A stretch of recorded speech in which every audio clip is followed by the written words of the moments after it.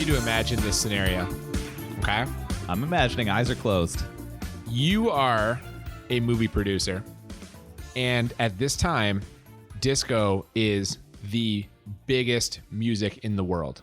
Yes. Disco albums are flying off the shelf. Saturday Night Fever is a massive hit. Everything is disco, disco, disco. And you say, we need to get some of that sweet disco money. We need to make a disco movie. Okay. So you go out, you get a script, you get a director, you get one of the hottest acts of the day to sign on to star in this movie. This is all coming together. You can just like see dollar signs. You're ready to just print money. But the problem is it takes time to make a movie. You know, you got to shoot it. You got to edit it, maybe some reshoots. You got to promote it and stuff. And in the course of time that this is happening, disco suddenly stops being popular. In fact, what becomes popular is to shit on disco for how unpopular it is.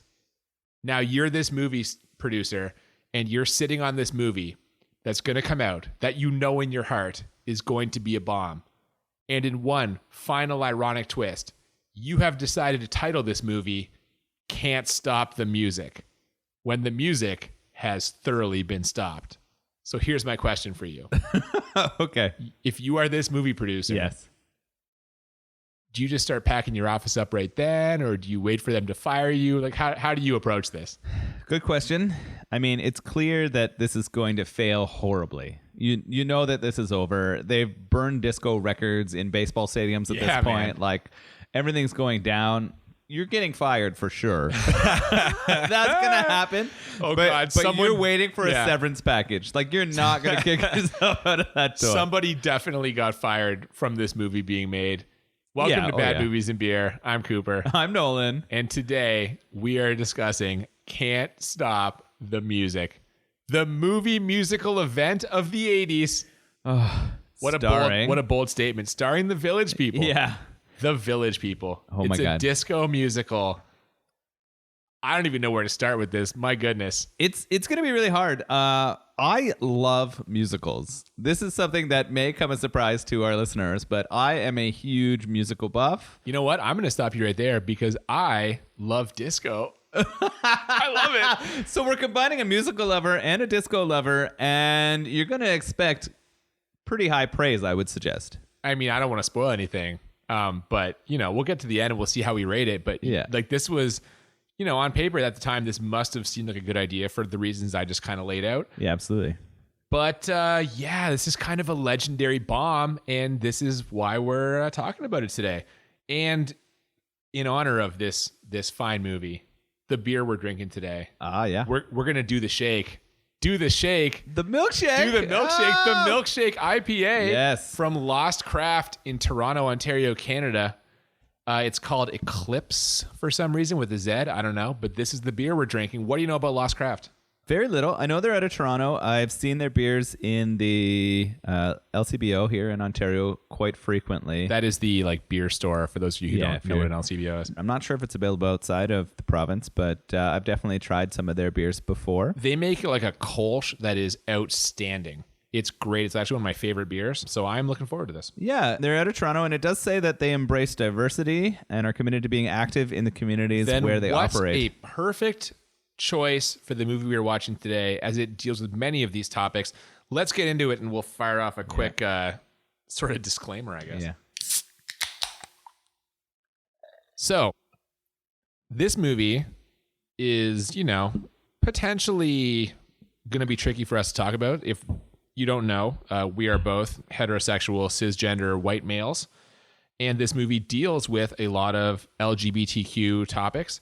Yeah, it was interesting while we're watching because there were some things that we found funny or wanted to comment about, but also want to be sensitive and appropriate to the sort of subject matter of the people who are involved in the movie. So we definitely want to make sure that our episode is funny today, but also want to make sure that we are not offensive at all to an LGBTQ community in which we're very supportive of. Yeah, to be clear, like none of the stuff that we're laughing at in this movie, we're not laughing at anyone like because they are gay or because of any sort of overtones like that. Like that's not why we're not making fun of anyone to that end.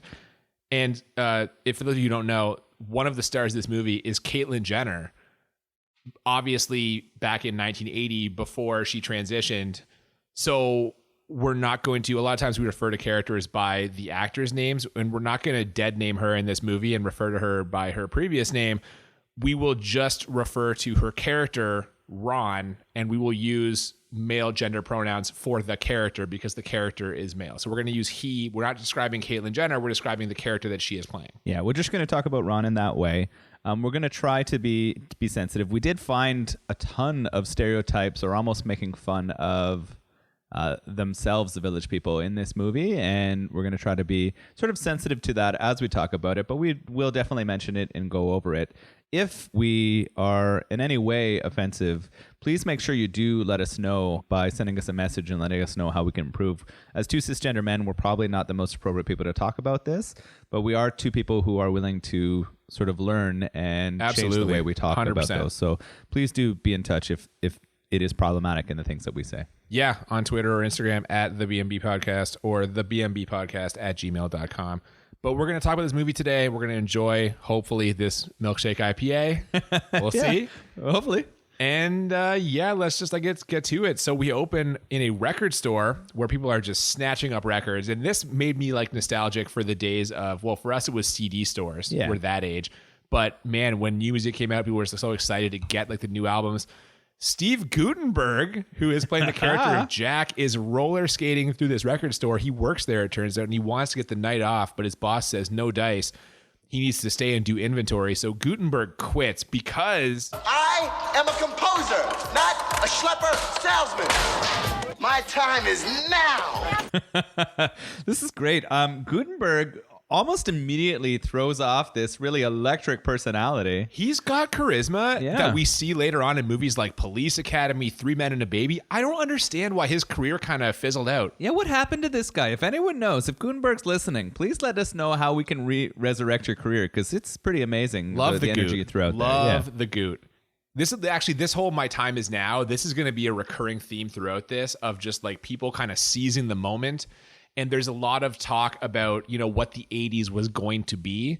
A lot of it is wildly incorrect in their predictions, but a lot of people are very optimistic about the 80s. Like you said, your producer man would have been putting this movie together. Yeah, this is pretty funny. I guess when they started creating this movie, were very, very optimistic about what this was going to look like and how the 80s was going to be. And I think that time and the disco's time ended rather quickly compared to what they had estimated. Very swift. Yeah. But that's all in a horrible distant future. Yes. For now, we get just the most fabulous credits I've ever seen in my life. This is the first Village People musical number we get. It's The Sound of the City is the song. Steve Guttenberg is just roller skating through New York City, waving to people and skating down the center of the road and like not getting murdered somehow, even though I feel like the people of New York would have just get off the road, asshole. They would just like murdered him. It's pretty amazing. I think in these credits, we have more time in New York City than all of in Jason Takes. 100%. For sure, man. It's amazing. Yep. We also get like sparkling names as they reveal the names of the cast. And I can honestly say, watching Steve Guttenberg roller skating his character Jack, no one has ever loved life as much as his character has in these credits. Yeah, it's amazing. My God. He's so happy. It's beautiful. It's really sets the tone for what's going to happen later. Yeah. We also see Samantha. She is a former model. And when Steve Guttenberg kind of meets up with her, he immediately weight shames her despite her being extremely skinny. Yeah, this is weird. She's eating an ice cream and we get into some of our like strange comments that are happening in this movie already. It's full of strange stereotypes and other things that we'll talk about throughout, but weight shaming definitely became a very early part of this movie, and you're just shocked at this kind of comment. Well, yeah, now we gather that she has recently retired from modeling, so maybe this is just kind of good nature, like, oh, I'm gonna start putting on weight now because you like retired, which she acknowledges. Like she's fully like, she's like talked about going to Baskin Robbins later, like she's just like, I'm done with modeling, I'm gonna pig out, and good for her, right? Like whatever. But it was weird for that to kind of pop up. I'm sure it's kind of just friendly joshing, but we'll keep an eye on it as it goes along. So it turns out that Jack is guest DJing tonight at a club. This is going to be his big break. He is hoping to play some of his songs that he has composed, and get discovered this way. It's his time. That's what he said. His time is now. He's going to be composing. Now, when they get home, apparently they live together. They get home and find that their neighbor, Felipe, has just climbed into the window to watch TV. And, Sam says, why not? This is neighborly New York. Here's why not. For everything I've learned about New York in the late 70s, early 80s, if you just like leave your windows open, like they're going to come home. That apartment is going to be empty. They'll be fucking robbed. She's going to get murdered. You can't just leave your windows open in like 1970s New York. I don't care where you live. Yeah, it's true. It's rather strange. We get introduced to this character, and it is the first of the village people to be introduced. It is indeed. And the Native American? Yeah, it's really problematic. Because that's not how they refer to him. Well, yeah, no, they refer to him as the Indian. Yes, he's the Indian. He's wearing full like traditional headdress and like another kind of traditional like body piece, and he dances and makes the stereotypical Indian noise. I don't want to say it's like you pick your battles, but at the time that just wasn't looked down upon. It should have been. It definitely should have been. At the time, no one was like, that's offensive. People were just like, yeah, he's the Indian. So we find out that Sam is, a little worried about Jack losing his job, but she agrees to come watch him DJ. But if he fails, then he's going back to dental school, because we learned that Jack has kind of gone against his parents' wishes to become a musician and composer instead of going to become a dentist, which he should have done. He should have been a dentist? That's what his parents said. Oh, okay. I thought you were saying he should have become a dentist based on this movie. This all works out. If you've never seen the movie before, spoiler alert, it all works out. We cut to a disco where he's going to be DJing tonight. We briefly meet Mr. Murray, the owner of the disco, who is just a complete fucking sleaze. Sam decides she wants to dance, so she gets Felipe to go find her a date, someone to dance with, and this is just what happens. He just grabs a guy like, you dance with her, and he does. It's fucking weird. Yeah, there's a lot of disco dancing in here. You see a lot of the time. It feels really weird for people who didn't grow up in that. But I wonder this, and because we didn't grow up in this time, I look at this and I'm like, is this a movie facsimile? Are they like dialing it up to be like, this is just an incredible, like opulent, decadent atmosphere, or was that what it was actually like? Good question. I don't know. Yeah. I'm not sure. It's strange. I think maybe clubs were more similar to that than our experience, but. Yeah, it's definitely weird. We'll never know, man, unless they build a time machine. If you live through it, let us know. Yeah, absolutely. Oh my God, please, share your stories. We'd love to hear your stories. Moms, tell us how this went. Well, okay, maybe not our moms, but some moms. I'm fine with it. Both of our moms tell us. No.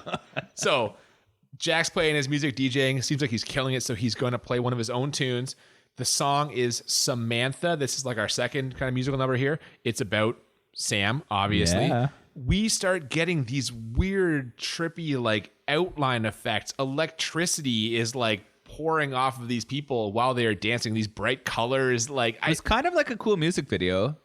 Pretty much, yeah. I actually liked this part of the movie. I thought the outfits and dances and the weird fuzz were pretty entertaining and amazing. Like this was keeping me engaged at this point. Bright colors, man, flashing lights. It's really going on. So it seems like it went well. Samantha wants a demo tape, and she says she's going to hook him up with a record deal because Mama has connections. I wrote that same quote down. I thought that was great. The ex-model's going to start pulling her strings. Apparently, she used to date a pretty high music producer or a president of a music company. So it's true. She did. Now, as not just a former model, one of the biggest models of the 70s, we find out she's still in high demand. She gets a call about a modeling job from her friend Lulu. Lulu works for this lady named Sydney, who basically Sydney gets on the phone and tells Samantha, you owe me. I made you the biggest model of the 70s. Samantha's response to this is a recurring theme as well. The 70s are over. The 80s are going to be something new and different. Yeah, I wrote that down too. I think the 80s are dead, or the 70s are dead and gone. It's the 80s time, bitch. Yeah, she was throwing it down. The 80s are a composer. Their time is now. Yes, I feel that very strongly. I love it. Yeah. So it turns out this advertising job that she's being offered is for the American Dairy Association, and that comes up later. Yeah, it's a milk campaign, baby. It is. Nothing like a little lactose to move you forward. So we get the next day, there's a bit of a problem with the demos that Jack, gives her. And the problem is that he is a terrible singer. He's not good. So she decides they need some voices. And this is where this all starts coming together. Now it's happening. Turns out, believe it or not, Felipe, the neighbor, he sings. Yeah, he's a wonderful singer. Now, okay, I have a question about Felipe. And this actually comes up in the movie, but like, we know why he's wearing this, Native American garb. That was his role in the band, yes. But does he just walk around wearing that all the time? Is he wearing that all the time? Well, the movie suggests that the village people didn't change out of their costumes ever. based on what we saw. So, Yeah.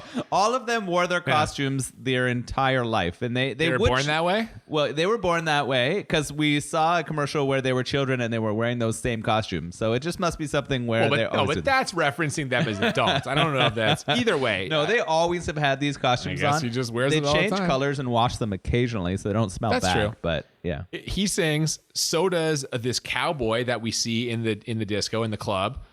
And also a construction worker who we see both during the original credit sort of montage and he shows up again later. Oh, actually, yeah, that was a hilarious part of the credits when they show the construction Pops worker. up in the manhole and all the steam comes out. Yeah, and then all these guys wave themselves off. Yeah, it was fantastic. He was actually the first Village person we saw, and it was That's great. true. We see him before Yeah, Felipe it was just glorious. briefly. Yeah. Although we always missed him. Like, is that the construction worker? Yeah. It was. So they all sing. And when they ask the construction worker, when Sam asks him, he is thrilled with this idea. He says, Fame, fortune, platinum records. It's every boy's dream. And then this crazy dream / song sequence this happens. is our next musical number. Holy it's I shit. Love You to Death is the song. We get a whole bunch of women in red dresses. And one of them, drops a bunch of glitter in the construction worker's chest hair. And then they throw some more glitter on the ground. And then the Yeah. glitter is in the air. And there's just so much glitter. I just wrote down, there's so much glitter. This movie is full of the herpes, for sure. What? Yeah, well, glitter has always been termed the herpes of the craft. Come on, man. Yeah, That's not true. one Is that society true? is so hard to get off. Yeah, it's the herpes of the craft world. I've never heard that before. That is true. No, yes. Glitter is incredibly, anyone who's ever dealt with it, it's horrible to get off. But that's Yeah, not, that can't be a so real term. there's going to be a lot more herpes as this Who movie are the goes on. craft people referring to glitter? No, it can't be right. Doesn't sound good. Check it out. Oh, man. Google herpes of the craft This is- world. So look I would not recommend Googling Don't look that at if the I were image you. search, though. Don't, oh, yeah. No, sir. Good Lord. So we're getting back to this crazy Ooh. dream sequence. Well, it's just a big musical number, and sure enough, glitter everywhere. And then it ends. It turns out he's just actually doing construction work or filming a commercial. I'm so unclear. I think he was can't- filming some commercial. It's really crazy, this sequence, though, because he throws out so many panther claws. Like, he throws them out, and he's clawing hard. And there's a very erotic baker that I was confused about in the episode. Yeah, there's an erotic baker. This is actually where Caitlyn Jenner's character for stuff. So Ron is walking down the street. He's carrying a cake, and as he passes a lady, she says, "Nice box." I'm just gonna leave that one alone. That's odd. I just love how Ron gets the nice box comment, and then this old lady is having trouble. Yeah, he gets mugged by an old lady. Ron is the comic relief, we find out, because an old lady on the street gets almost run over by someone on a moped. Ron is a fine, upstanding Midwestern gentleman, so he drops the cake, runs over to see if she's okay, and then she's got a gun. She robs him. It's a scam. Her and then she rides off on the moped. Steals his watch and wallet and shit. Jesus. Yeah. So he's just supposed to be comic relief. And so I guess is this Sydney lady who wants Sam for the Aggie meeting, because then she gets caught in a phone booth for 3 minutes. Oh, yeah. I think it's longer than 3 minutes. She spends a lot of time in this phone booth. Her fingernail gets caught in the rotary dial. The rotary phone. So this ages the movie quite a lot. And then she can't open the door either. So it's pretty ridiculous for sure. It is. So this all happens. This is just a way of introducing these two characters or getting us, I guess, a little bit more about Sydney. Meanwhile, they're setting up for the recording. Samantha's going to have a big party in her backyard, in her and Jack's backyard. And it turns out her friend Lulu, she's there, and she is very into the Native American, and she makes some extremely problematic comments, Yeah. even for the time. She makes some really objectionable comments, I think, about roots and indigenous people. Like, it's really bad. Yeah, Roots, of course, the television limited series about slavery. I don't know why Yeah. she brings that up, but it happens. She also, I liked this Lulu quote where she says that cooking and cleaning is like bad sex. Every time I do it, I say I'm never going to do it again, and then company comes. Yeah, so Lulu becomes a real hornbag in this movie. She's a bit of a... Wait, a what? I'm Do just you mean a horn dog? No, I think for describing Lulu, it's horn bag. She Is just that- accepts everything. Fills her Horn dog bag. is horn dog a male term? I think so. I I don't think know. women can be horn dogs. I just I think of Or dog and I think is the of dog penis, part right? problematic? Yeah. Oh, yeah. okay. You Oh, know I what? guess, or you're thinking in terms of like female. I don't know. Yeah. I would call right. her a horn bag. And this is not to default her as a character or anything. This could be her motivation. She's you know what? She's a progressive woman of the late Yeah. 70s, early 80s who Absolutely. is she's taking care of her needs. Good for her. So Ron shows up to deliver this cake, and so does Sam's friend Alicia, who has brought with her a singing police officer. And at this point, this plot is just so organic, I can't even believe it. Ray Simpson, the best voice in the entire movie. He can sing, man. Holy crap, gets pulled into this room. She found him like handing out tickets, singing along as he was doing it. Yeah, he sings as he hands out tickets. And I wrote down right here, this is the most contrived way to get a band together It's ever in the unbelievable. history of film. Yeah. It's so bad. And then the overacting is getting really strong at this point. Yeah, they're gonna perform. Lulu takes Jack in the back and gives him some drugs to kind of relax him. But then when he comes out, he sees the cop. Well, he actually sees two of them because whatever drugs he took, he's seeing I think double. she pulls which is out weed. I think she ridiculous. straight up pulls out weed. Does And not make you see two people. his high experience is very trippy. Oh, he's nervous, and that's the comedy we get, right? Because he sees a cop. Ron asks why Felipe is dressed like an Indian, his words, and they breeze right past it. So this is what I'm saying. They never actually address it. No, they don't. So strange. Jack's mom shows up randomly. There's a whole at this point, this whole movie, you never have this conversation because we're like almost like an hour into this, and it's all been like kind of set up and jokes and like setups to jokes, and like the plot isn't really moving along here. No, I was really struggling. It was going so slowly. We had met some of the characters, but most of the characters that met were introduced in like really contrived or problematic ways. So they're trying to build the village people right here, but you're just waiting for it to happen so we can get into something that's actually interesting and kind of a fun musical. I'm really missing good songs at this point. Well, you're in luck because one is just coming up real soon. Before it happens, Sydney, she's free from the phone booth now. She arrives. She gets attacked by a cat. So I'm like, is she also comic relief? I can't keep track of It's weird. She climbs a wall. Yeah, fence. Yeah. And as soon as she sees Ron, she just wants to get him into a pair of jockey shorts right away. She wants him for an advertising campaign. And Yeah. to be fair, he's a nice looking fella. Tall, fit gentleman. Sure. So it's time to record, and this is where you get what I would consider the first good song of this. Magic Night Yeah. was stuck in my head for several days after first watching this. And this is where I said, man, that cop can sing. That dude has pipes. He can sing. Ron, though, is watching all of this performance and the kind of glamour, and he decides this is not for him. He's going to leave. We find out his character's from the Midwest. This bohemian scene kind of offends his Midwestern sensibilities. He really is having trouble kind of grappling with like whether or not to accept this scene of these people. Yeah, it's really weird to see him struggling so hard. I guess they're trying to present that it's different in the village from like other places in the world, and that they're definitely a more accepting, more open place. And him as a like stuck-up tax lawyer isn't going to handle this very well, and he doesn't. Oh yeah, he's a tax lawyer. We Yeah. didn't mention that. But yeah, so he takes off, and she kind of chides him for being so, unaccepting. The next day, we find out the demo tape isn't really happening. A lot of the music execs want Sam to discuss it over dinner, and you know what that means. Yeah. Yeah. They want her to. They want her to throw the knee pads on and really sell this record. Yeah. And then she decides that she's going to do it. She gets her best and Well, no, hang on. dress, doesn't she? Well, yeah, she does. That's true. She does that. Jack kind of convinces her to get dolled up and sell it, but to her ex-boyfriend, who she knows, who she feels she can kind of manipulate to make this happen. And why did they break up?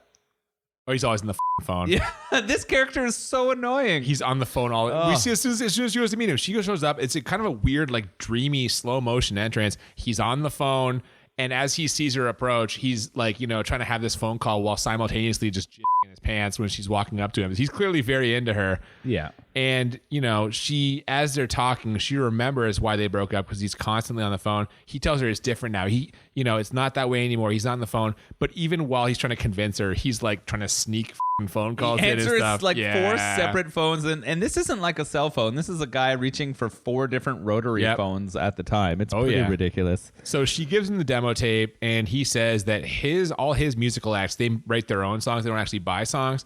So if she was trying to sell this, she shouldn't be selling songs. She should be selling a group.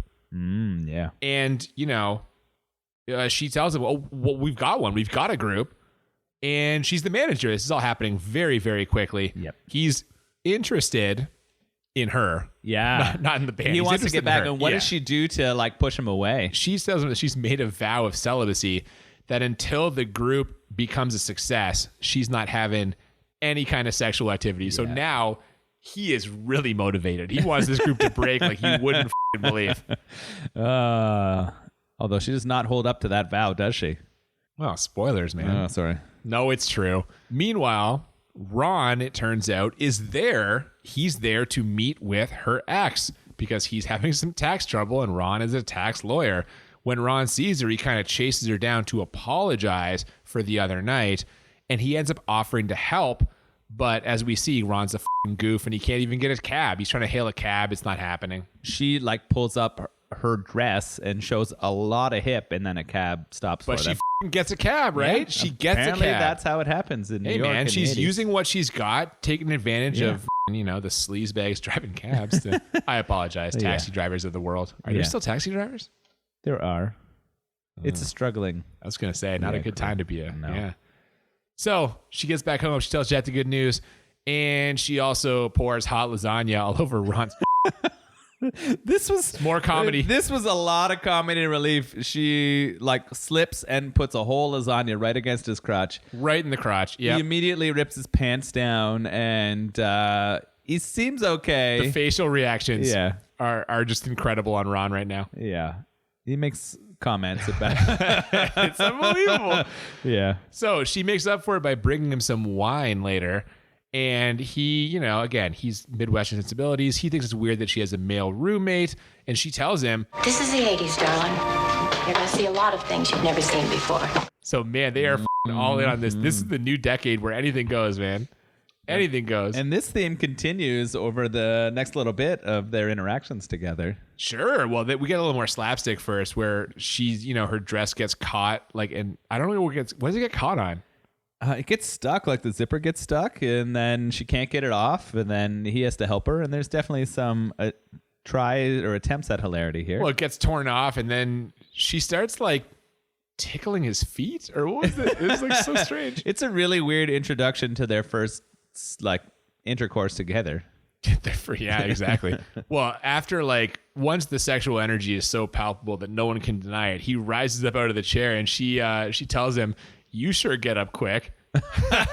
Hi-oh. That was good, actually. That line was pretty funny. Sure, man. And then they're about to go to the bedroom, and they fire off a Peter Pan quote. This is so, I don't know, man. I was uncomfortable with a lot of this scene. Yeah, it's strange. She leads him to her bedroom, and her bedroom is a pretty sexy place. Lots of mirrors and glass on the walls and that kind of stuff. Yeah, if you want to watch yourself having sex in this room, you're not going to have a hard time finding a way to do it. You're going to be like, oh, there I am. Yeah. So he ends up knocking over a lamp, and when he does this, inexplicably, all the lights turn out. Yeah, that's how it works, right? That's so strange. But then, oh my God, as the lights are out, there's some sort of mysterious sex act. What are you doing? These are the 80s, kid. You're gonna do a lot of things you've never done before. What did they do? It is weird. He is below the belt, or that's what it appears when this is happening. It's pitch black. I don't know. So it seems like there's some suggestion that there's oral sex involved in this act, but it's really hard to tell. My first thought was, it's got to be butt stuff, right? Doesn't it have to be butt stuff? Yeah, that is. You think that he went straight there, and that's what's happening in the 80s? You think he ate her butt? Yeah, I think he might have. I don't know, man. I'm like, what's a I don't weird know how you sex act dispute in that. 1980? I don't know. I think people should message us and let us know what they think would be something. I do not think we should invite these kind of messages. What on earth? I don't know, man. Watch it and see if you can interpret what you think happened. It could be during it. that Maybe scene. you stuck a toe in there or something. I don't know. What the? I don't know, dude. It's something strange. Okay. Whatever it was, like the music, it didn't survive the 80s. So I don't know. It was man. weird. Okay, we're gonna move on from that Jesus. scene. All right. Where do they go in the morning? They are in Ron's office. They're going to be having some auditions because they need to fill out this band, I guess. And again, Alicia shows up. She brings another discovery of hers. This is a soldier. And we also finally see the biker. He rolls up in his motorcycle. And my God, just an all-time Hall of Fame mustache on this guy. He must have one of the best mustaches / body hair percentages of any actor of all time. He must have the highest testosterone levels in human history. It is amazing. Both the chest and the stomach and the facial hair on this guy are incredible. He's dripping testosterone. Yeah, I couldn't grow anything close to that. In fact, I could take 7 years and it would be nothing near what he has grown. He showed up on screen and I grew a mustache. It happened just automatically. Yeah. Jesus Christ. So this is all happening. Yeah, we get there's a people dude throwing swords. There's a dude juggling swords. There's another guy, like a muscle man, who's singing about just his body over and over again. Yeah.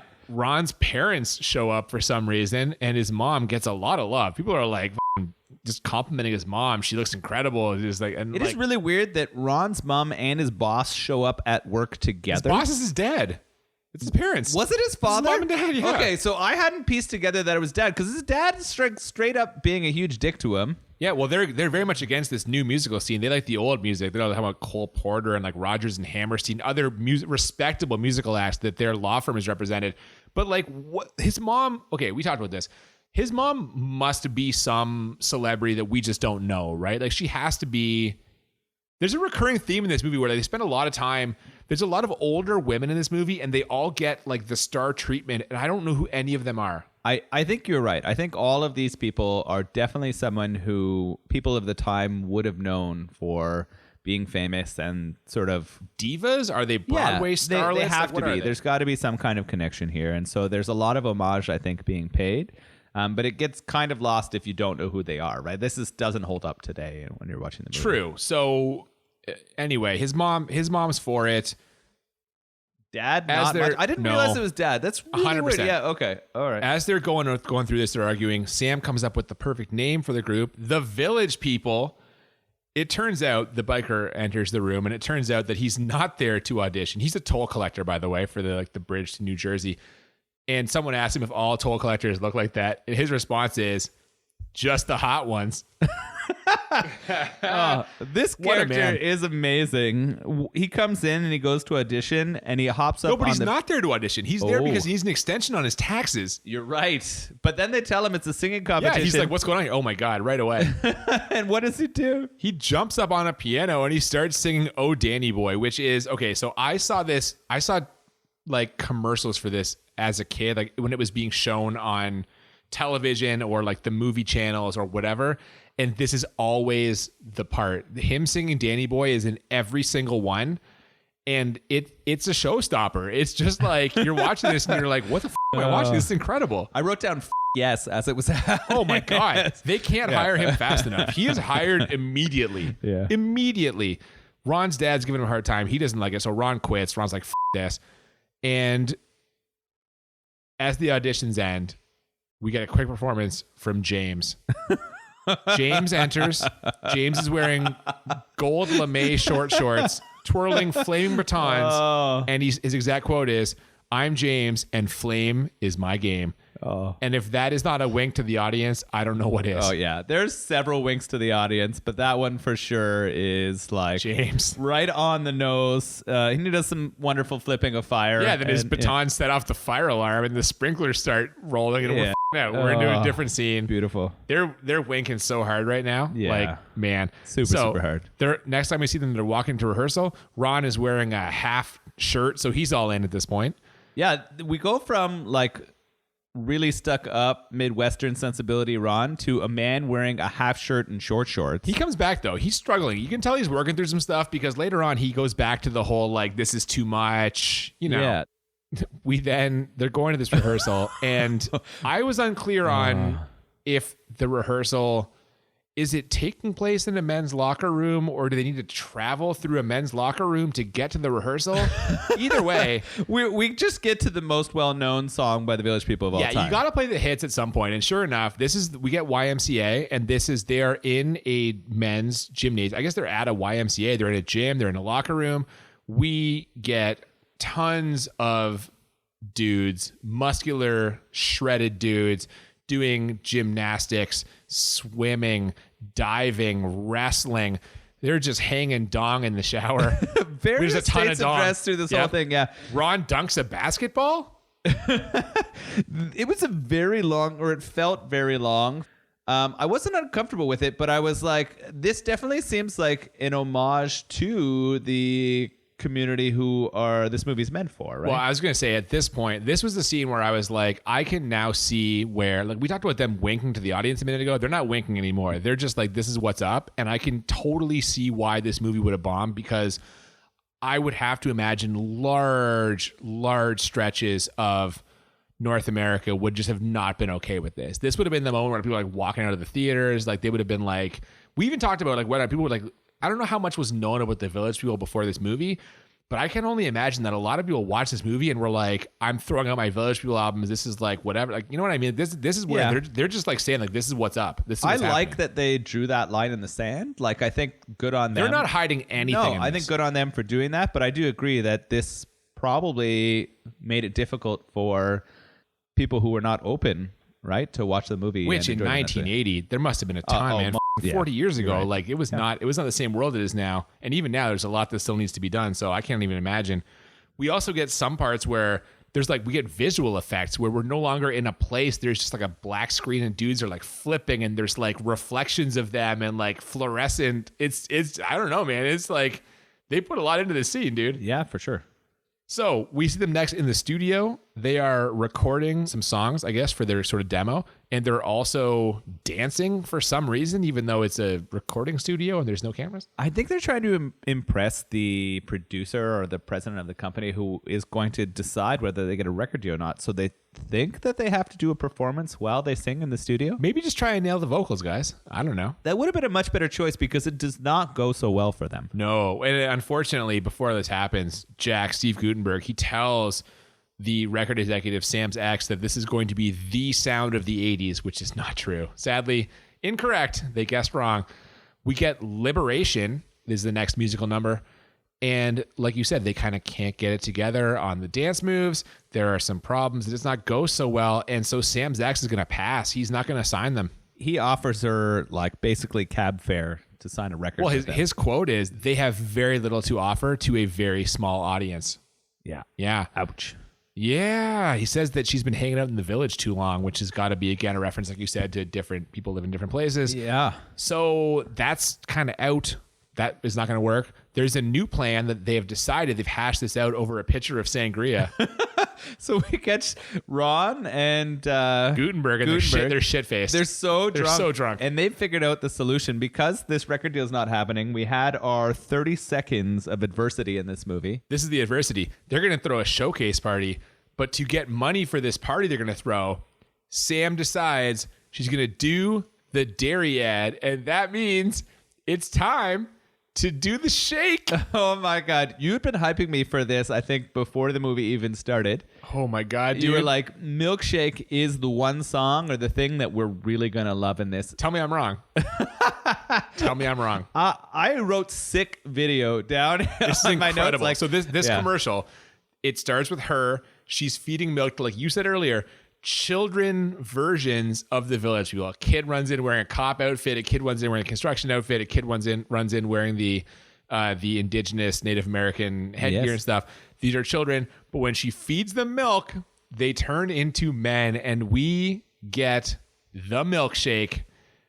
And honestly, words cannot express how incredible this sequence is. There is so much hip thrusting that it is unbelievable. I'm pretty sure that full nations were impregnated through the watching of this video. Sure. Yeah. They're all white costumes. There's balloons everywhere. These giant light up milkshake props.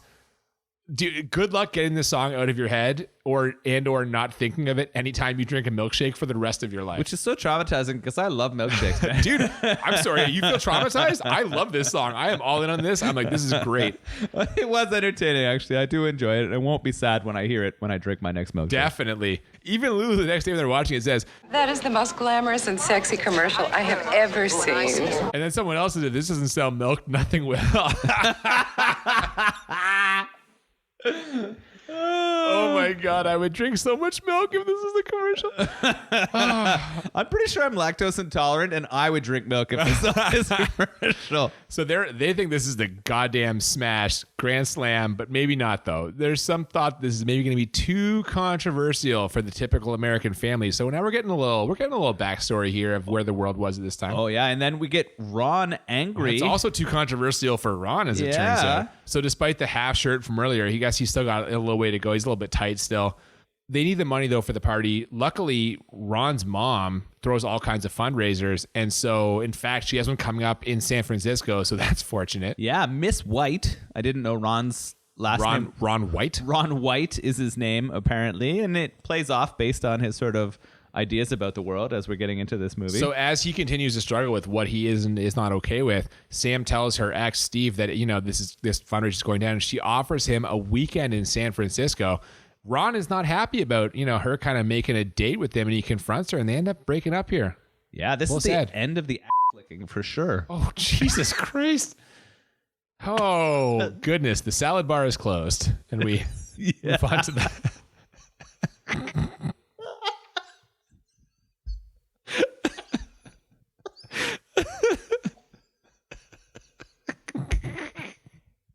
This is going to be an edit. We're going to have to edit this. Woo, where do they show up? They get to the private jet. Get to the thing. The next time we see... All right.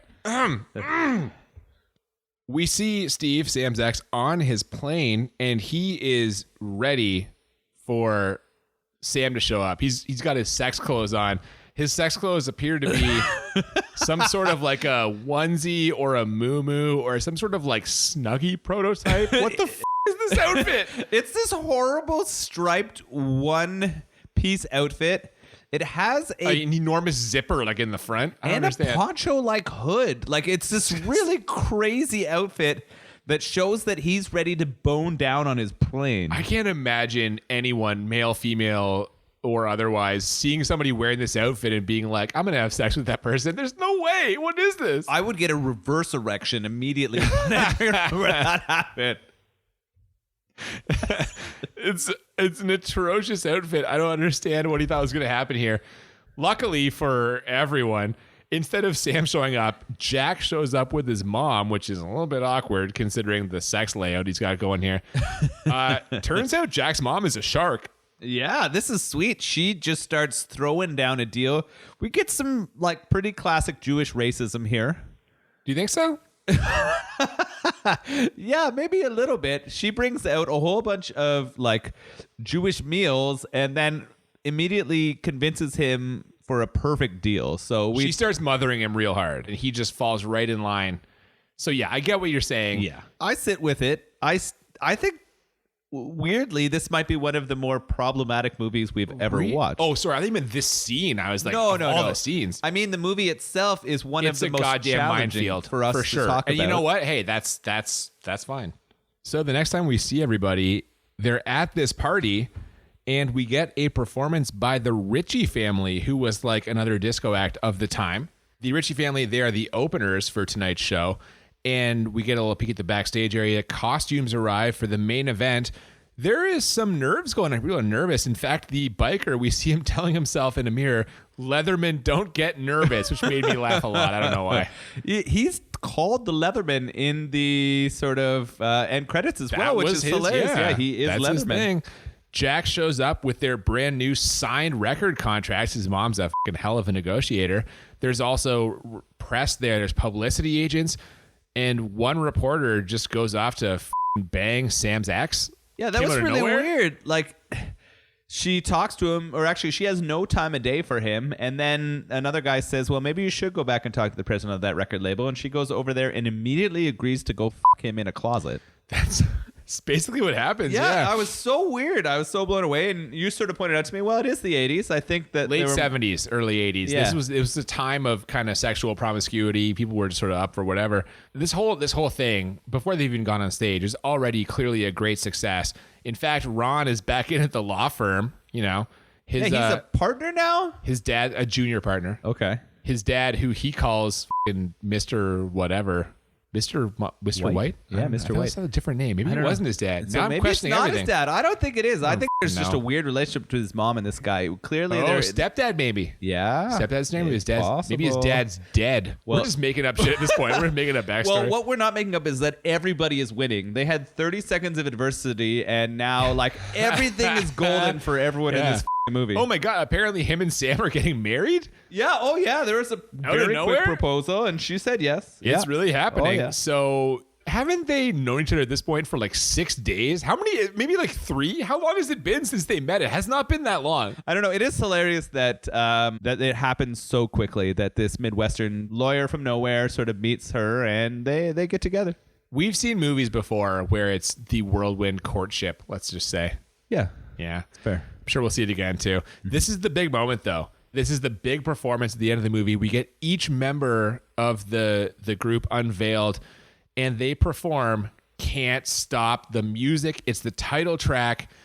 Everyone is just drenched in glitter, sequins all over the place. When the lights hit them, they are literally glowing. It's herpes everywhere.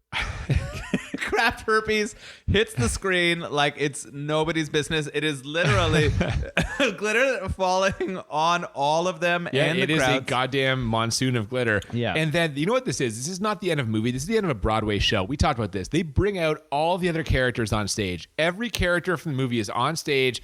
They're dancing. They don't take a bow, but they fucking might as well. That's what this is. This is a Broadway ending. And again, just more glitter, more glitter, more glitter. I think it actually ends in a glitter wipe. We get a glitter wipe. Yeah. It's incredible. The glitter wipes away the scene and we get credits. And by the way, there's also glitter all through the credits. Perfect. This movie, it just is like, it's just out there, man. It put it all out there for the world to see. And unfortunately, in 1980, a large portion of the world said, no, thank you. Yeah. In terms of ratings, we're going to talk about how good it is on a scale, or sorry, how good it is. Listen to me. What podcast is this? Yeah, what are you talking Good about? movies and beer? Good No. movies and beer. We're going to talk about how bad it is on a scale of 1 to 10. Then we'll talk about how enjoyable it is on a scale of 1 to 10. The ultimate goal, of course, being to find the movie that is 10 out of 10 bad and 10 out of 10 enjoyable, or as we know it, the Crit 20. Yes. I had to get on that one. Yes, I love it. Let's do it. So I will go first. In terms of how bad this movie is on a scale of 1 to 10, we're talking about this.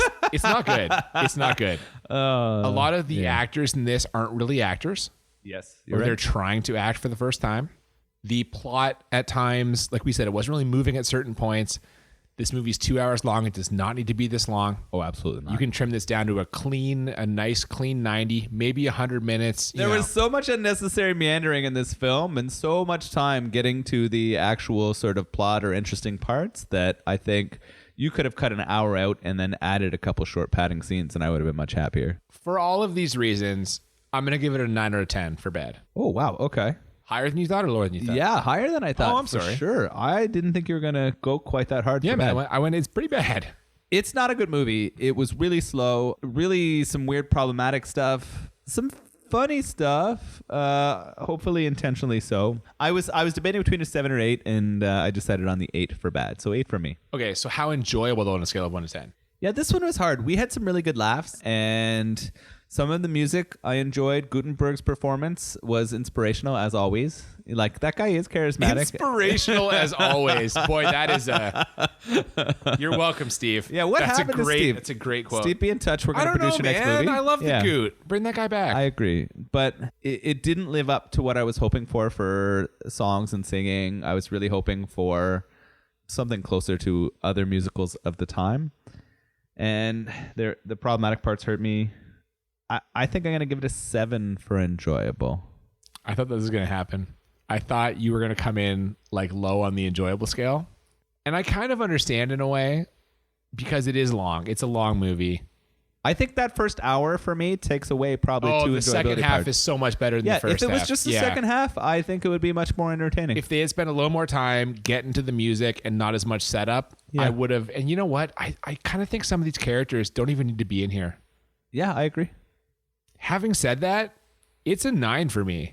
Enjoyable 9. I enjoyed the hell out of Wow. this, man.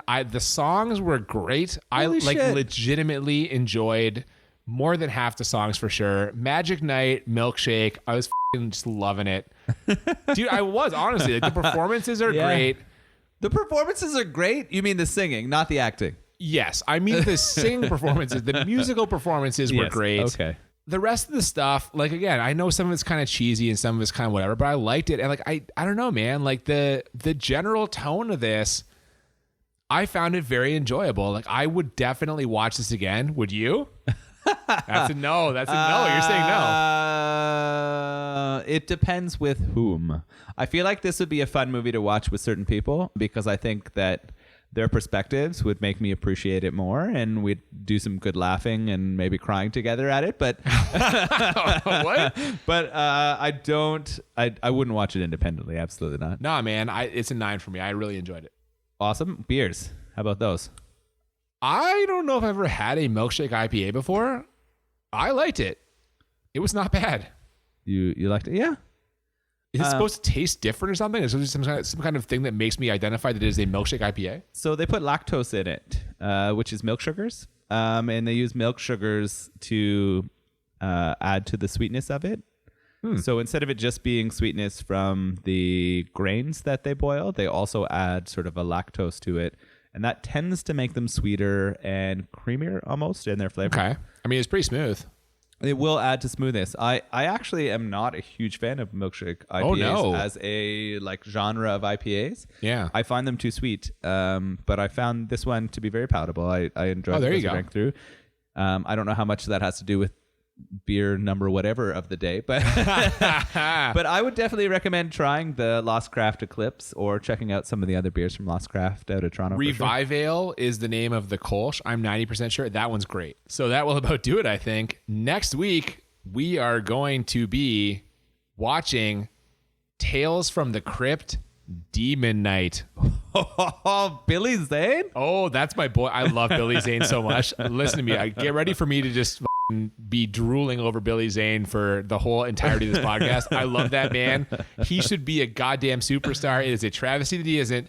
Get excited. Tales from the Crypt next week. Beautiful. And where can people find us if they want to comment or send us some suggestions? Yes, we are on Twitter and Instagram at the BMB Podcast. Please, if you haven't already, like and follow and subscribe our social media, our podcast. Sweet. If you want to send us any sort of suggestions, both for beer and or movies, or any comments, please feel free to share about how you think we address the issues in this movie, or about any of the other movies at thebmbpodcast@gmail.com. And I hope that everyone listening had fun this week. And, we thank you very much for tuning in. I'm Cooper. And I'm Nolan. And we'll see you next time on Bad Movies and Beer. Keep it sparkly. Okay. The movie musical event of the 80s.